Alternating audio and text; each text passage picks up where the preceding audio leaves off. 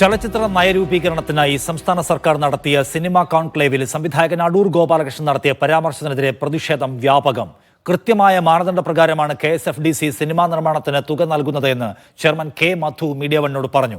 3 മാസത്തെ പരിശീലനം വേണമെന്ന് തോന്നുന്നത് പ്രത്യേകതരം കണ്ണാടി ഉപയോഗിക്കുന്നതുകൊണ്ടാണെന്ന് സംവിധായകൻ ഡോക്ടർ ബിജു പ്രതികരിച്ചു.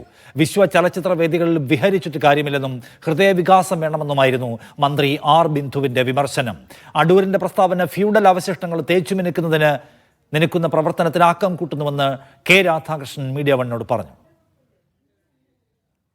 അടൂർ സാറ് പറഞ്ഞതിനെപ്പറ്റി മന്ത്രി സജി ചെറിയാൻ അവർ വ്യക്തമായ മറുപടി കൊടുത്തിട്ടുണ്ട്. അതിനപ്പുറത്തോട്ട് എനിക്കൊന്നും പറയാം. പല സിനിമകളും എടുക്കുന്നുണ്ട്, അത് അത്ര നിലവാരത്തിലേക്ക് വരുന്നില്ല എന്നുള്ളൊരു വിമർശനം അദ്ദേഹം പറയുന്നത്. അല്ല, അത് മാനദണ്ഡം എങ്ങനെയാണ്? അതിന് കൃത്യമായ മാനദണ്ഡ പ്രകാരം കൃത്യമായ മാനദണ്ഡ പ്രകാരം തന്നെയാണ് ഇതുവരെ കൊടുത്തുകൊണ്ടിരുന്നത്. ഇനി അങ്ങനെ തന്നെ കൊടുക്കാൻ ഉദ്ദേശം. ഒരു മലയാള സിനിമയുടെ ഒരു ശക്തമായ മുന്നോട്ട് പോക്കിന് വേണ്ടി നടത്തിയ ഒരു കോൺക്ലേവ് കഴിഞ്ഞിട്ട് നമ്മളിരിക്കുകയാണ്. അപ്പോൾ അത് ഭംഗിയായി നടന്ന ഒരു കാര്യത്തിന് ഇനി മറ്റു കാര്യങ്ങളെപ്പറ്റി അദ്ദേഹം പറഞ്ഞ കാര്യങ്ങളെപ്പറ്റിയൊക്കെ പിന്നീട് ചർച്ച ചെയ്യാം. ഇപ്പോൾ ഗവൺമെൻറ് ഒരു ധീരമായ നടപടിയാണ് കേരള ഗവൺമെൻറ് എടുത്തിരിക്കുന്നത്. അതുതന്നെയാണ് മുഖ്യമന്ത്രിയുടെ നിർദ്ദേശപ്രകാരം. അപ്പോൾ അത് ഇപ്പോൾ ഇതുവരെ കൊടുത്തതെല്ലാം അതിൻ്റെ ഒരു ചിട്ടവട്ടങ്ങൾക്കുള്ളിൽ നിന്നുകൊണ്ട് തന്നെ അതേപോലെ തന്നെ മുമ്പോട്ട് പോകും. ആ കോൺക്ലേവ് നമ്മുടെ ചലച്ചിത്ര മേഖലയെ കൂടുതൽ മെച്ചപ്പെടുത്താൻ വേണ്ടിയുള്ള കാര്യത്തിന് വേണ്ടിയാണ്. പക്ഷേ ആ കോൺക്ലേവിൽ പങ്കെടുത്തുകൊണ്ട് വിഖ്യാത സംവിധായകൻ, നമ്മളെല്ലാം ആരാധിക്കുകയും ബഹുമാനിക്കുകയൊക്കെ ചെയ്യുന്ന ശ്രീ അടൂർ ഗോപാലകൃഷ്ണൻ്റെ വാക്കുകൾ അത് ഏറെ പ്രയാസമുണ്ടാക്കുന്നതാണ്. നമുക്കറിയാം, ഇന്ത്യയിൽ ഈ ഫ്യൂഡൽ അവശിഷ്ടങ്ങളെ തേച്ചു മിനുക്കാൻ വേണ്ടിയുള്ള പ്രവർത്തനങ്ങളാണ് ഇപ്പം നടന്നു വരുന്നത്. അതിന് ആക്കം കൂട്ടുക എന്നുള്ള ലക്ഷ്യം വെച്ചുകൊണ്ട് അടൂർ ഗോപാലകൃഷ്ണനെ പോലെയുള്ള വിഖ്യാത ചലച്ചിത്ര സംവിധായകൻ ഇങ്ങനെ പ്രതികരിക്കാൻ പാടില്ലായിരുന്നു. പല കാരണങ്ങൾ കൊണ്ടാണ് സ്ത്രീകൾ, പട്ടികജാതിക്കാർ, പട്ടികവർഗക്കാർ എല്ലാം സമൂഹത്തിൻ്റെ പിന്നാക്കം നിൽക്കേണ്ട അവസ്ഥ വന്നതെന്ന് അദ്ദേഹത്തിന് അറിയാത്ത കാര്യമല്ല. അറിഞ്ഞുകൊണ്ട് തന്നെയാണ് ഇത് പറയുന്നത്. കൂടുതൽ വിവരങ്ങളുമായി സിജോ വി ജോൺ എന്നോടൊപ്പം ചേരുന്നു. സിജോ, ഈ ഉയർന്നു വരുന്ന പ്രതികരണങ്ങളെല്ലാം നിശ്ചിതമായി അടൂർ ഗോപാലകൃഷ്ണന്റെ നിലപാടിനെ തള്ളുന്നതാണോ? അദ്ദേഹം പറഞ്ഞതിൽ കാര്യമുണ്ട് എന്ന് പറയുന്ന ആളുകളെ എവിടെയും നാം കാണുന്നില്ല.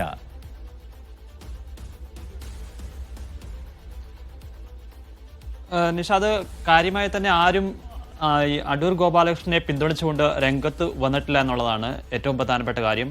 അത് തന്നെ ഏറ്റവും ആശ്വാസകരമായ കാര്യമാണ്. കാരണം നമ്മുടെ സമൂഹം എങ്ങനെ ചിന്തിക്കുന്നു എന്നുള്ള കാര്യത്തിൽ അതൊരു മാതൃകയാണ്. കാരണം അത് മാത്രമല്ല, സമസ്ത മേഖലകളിൽ നിന്നും മന്ത്രിമാരുണ്ട്, സാഹിത്യ രംഗത്തു നിന്നുള്ള ആളുകളുണ്ട്, സിനിമാ രംഗത്തു നിന്ന് ഉൾപ്പെടെയുള്ള ആളുകളുണ്ട്. അതിൻ്റെ ഉത്തരവാദിത്തപ്പെട്ട ആളുകളെല്ലാവരും അടൂർ ഗോപാലകൃഷ്ണനെ തള്ളിക്കൊണ്ടുള്ള ഒരു പരാമർശമാണ് നടത്തിയിരിക്കുന്നത്. അത്ര നിലപാടുമായിട്ടാണ് മുന്നോട്ട് വന്നിരിക്കുന്നത്. അടൂരിനെ പോലെ ഒരു മുതിർന്ന സംവിധായകൻ എന്നതുകൊണ്ട് തന്നെ അദ്ദേഹത്തെ കടന്നാക്രമിക്കുന്ന സമീപനത്തിലേക്ക് പോകുന്നില്ല എന്നേ ഉള്ളൂ. പക്ഷേ ആർക്കും അദ്ദേഹത്തിൻ്റെ ഈ സമീപനം അത്ര താല്പര്യപ്പെട്ടിട്ടില്ല. അതുകൊണ്ട് തന്നെയാണ് പൂർണ്ണമായും ഇതിനെ തള്ളുന്ന ഒരു സമീപനത്തിലേക്ക് പോകുന്നത്. ഇന്നലെ ഈ അദ്ദേഹം നടത്തിയ അതേ വേദിയിൽ വെച്ച് തന്നെ മന്ത്രി സജി ചെറിയാൻ ഇതിനെ തിരുത്തി പറഞ്ഞിരുന്നു. അങ്ങനെയല്ല, കൃത്യമായ മാനദണ്ഡ പ്രകാരമാണ് നൽകുന്നതെന്ന് അദ്ദേഹത്തിന് കൃത്യമായ മറുപടി നൽകിയിരുന്നു. അതിന് പിന്നാലെയാണ് ഇന്നിപ്പോൾ K. മധു മീഡിയ വണ്ണോട് സംസാരിച്ച് പറഞ്ഞത് ഒരു മാനദണ്ഡങ്ങളെല്ലാം കൃത്യമായി പാലിച്ചുകൊണ്ടാണ് ഇത് നടത്തുന്നത്. സർക്കാരിൻ്റേത് ധീരമായ ഒരു നിലപാടാണ്. അതുകൊണ്ട് ഇത്തരം നടപടികളുമായി മുന്നോട്ട് പോകും. അദ്ദേഹം പറഞ്ഞ കാര്യങ്ങൾ നമുക്ക് വേണമെങ്കിൽ പിന്നീട് സംസാരിക്കാം. അതിൽ വലിയ ചർച്ചകൾക്ക് പോകുന്നതല്ല, പിന്നീട് വേണമെങ്കിൽ പരിഗണിക്കാം എന്നുള്ള നിലയിൽ അതിനെ ഇഗ്നോർ ചെയ്യുന്ന, ഒഴിവാക്കുന്ന രീതിയിലുള്ള സമീപനമാണ് എന്തായാലും സ്വീകരിച്ചിരിക്കുന്നത്. സമൂഹത്തിൻ്റെ വിവിധ തലങ്ങളിൽ നിന്ന് അദ്ദേഹത്തിനെതിരെ വിമർശനം ശക്തമാകുകയും ചെയ്യുന്നുണ്ട്. ഇത് വളരെ പോസിറ്റീവായി എന്ന് അദ്ദേഹം പറയുന്ന അദ്ദേഹത്തിൻ്റെ വിസ്തീർണം അങ്ങനെയാണ്. ഞാനതിൻ്റെ ഒരു കൂടുതൽ മെച്ചപ്പെടുത്തുന്ന രീതിയിലുള്ള ഒരു പരാമർശമാണ് നടത്തിയത്. എങ്ങനെ മുന്നോട്ട് കൊണ്ടുവരാമെന്ന് പറയുമ്പോൾ അദ്ദേഹം നടത്തിയ വിസ്തീർണം പറയുന്നത്. പക്ഷേ അതിന് ഉള്ളിൽ ഒളിഞ്ഞിരിക്കുന്ന ഒരു കാര്യത്തെ നമ്മൾ പ്രത്യേകം എടുത്തു കാണുന്നുണ്ട്. അങ്ങനെ പറയുകയാണ് എന്നുണ്ടെങ്കിൽ എന്തിനാണ് SC വിഭാഗക്കാർക്കും അതോടൊപ്പം തന്നെ സ്ത്രീകൾക്കും മാത്രമായി എന്ന നിലയിലേക്ക് അത് ചുരുക്കപ്പെടുന്നു എന്നുള്ളതാണ്. അടൂർ ഗോപാലകൃഷ്ണൻ ഇപ്പോഴല്ല, നേരത്തെയും ഇത്തരത്തിൽ ദളിത് വിരുദ്ധത സംസാരിച്ചിട്ടുണ്ട്, അത്ര നിലപാടുകൾ എടുത്തിട്ടുണ്ട്. നമുക്കറിയാം, കോട്ടയത്തെ KR നാരായണൻ ഇൻസ്റ്റിറ്റ്യൂട്ട് അവിടെ സമരമൊക്കെ നടക്കുന്ന സമയത്ത് അവിടുത്തെ ഡയറക്ടർക്ക് അനുകൂലമായ നിലപാടെടുക്കുകയും അവർ പരാതി നൽകിയ സ്ത്രീകൾക്ക് അധിക്ഷേപകരമായ പരാമർശം നടത്തുകയും ചെയ്തിട്ടുള്ളതാണ്. അതിൻ്റെ ഒരു തുടർച്ച എന്ന നിലയിൽ തന്നെയാണ് ഇപ്പോൾ ഇത്തരത്തിലുള്ള ഒരു പരാമർശം അദ്ദേഹത്തിൻ്റെ ഭാഗത്തുണ്ടായിരിക്കുന്നത്. എന്തായാലും ഇതിനെ പൂർണ്ണമായും തള്ളുകയാണ്. മന്ത്രിമാരുണ്ട്, മറ്റ് സാംസ്കാരിക പ്രവർത്തകരുണ്ട്, അത്തരം സമീപനത്തിലേക്കാണ് പോകുന്നത്. എന്തായാലും അദ്ദേഹത്തിൻ്റെ പരാമർശം ഈ കോൺക്ലേവിൻ്റെ സമാപന വേദിയിൽ സർക്കാരിനെ സംബന്ധിച്ച് ഒരു ക്ഷീണം ഉണ്ടാക്കിയിട്ടുണ്ട്. കാരണം 2 ദിവസം കൊണ്ട് വലിയ രീതിയിൽ ഒരു ബിൽഡപ്പ് ചെയ്തുകൊണ്ടുവന്ന ഒരു കോൺക്ലേവ് ആയിരുന്നു. അത് മികച്ച അഭിപ്രായം ഉണ്ടാകുകയും ചെയ്തിരുന്നു. പക്ഷെ അതിനിടയിലാണ് തീർത്തും അനവസരത്തിൽ അദ്ദേഹം നടത്തിയ ഒരു പരാമർശം. ശരി. ധനസുമോദ് ഡൽഹിയിൽ നിന്ന്. ധനസുമോദ്, MP കെ രാധാകൃഷ്ണൻ ഈ വിഷയത്തിൽ പ്രതികരണവുമായി രംഗത്ത് വന്നിരുന്നു. അദ്ദേഹവും നിശിതമായ ഭാഷയിൽ തള്ളുകയാണോ അദ്ദേഹത്തെ, ഒപ്പം ചരിത്രം ഓർമ്മിപ്പിക്കുകയാണോ?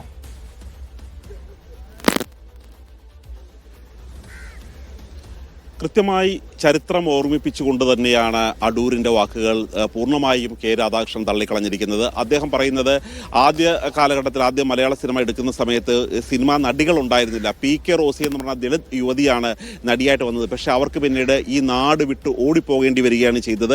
ആ അവസ്ഥ തന്നെയാണ് ഇപ്പോഴും നിലനിൽക്കുന്നത്. മാത്രമല്ല അദ്ദേഹത്തിൻ്റെ കേവലം സ്ത്രീകളെ മാത്രം, പട്ടികജാതിക്കാർ, പട്ടികവർഗ്ഗക്കാർ, സ്ത്രീകൾ, തൊഴിലാളി വിരുദ്ധ പരാമർശം കൂടിയാണ് അദ്ദേഹം നടത്തിയത്. കാരണം പടം കാണാൻ വേണ്ടി തിയേറ്ററിലേക്ക് ഇടിച്ച് കയറുന്നവർ തൊഴിലാളികളാണ് എന്നാണ് പറയുന്നത്. പക്ഷേ ഇതിനെല്ലാം പണം ഉണ്ടാക്കുന്നതും നിർമ്മിക്കുന്നതും എല്ലാം മറ്റു വരേണ്യ വിഭാഗത്തിൽപ്പെടുന്നവരാണ്. അവരെല്ലാം നല്ലവർ. അതേസമയം ഇടിച്ചു കയറുന്നവർ, അല്ലെ കാണാൻ എത്തുന്നവർ തൊഴിലാളികൾ. ഈ തൊഴിലാളികളുടെയും പാവപ്പെട്ടവരുടെയും സ്ത്രീകളുടെയും സങ്കടങ്ങളും അവരുടെ വിഷമങ്ങളും ചിത്രീകരിച്ചുകൊണ്ട് തന്നെയാണ് ഇവിടെ ഓരോ സിനിമയും ഇറങ്ങിയിരിക്കുന്നത്. അങ്ങനെയാണ് ഇവരെല്ലാം മികച്ച പേരുണ്ടാക്കിയെടുത്തത്. ഒരു കാര്യം കഴിയുമ്പോൾ ഈ അടിസ്ഥാന വർഗത്തിൽപ്പെട്ട ഇവരെ പുച്ഛിക്കുന്ന നിലപാട് ഒരു കാരണവശാലും എടുക്കരുത്.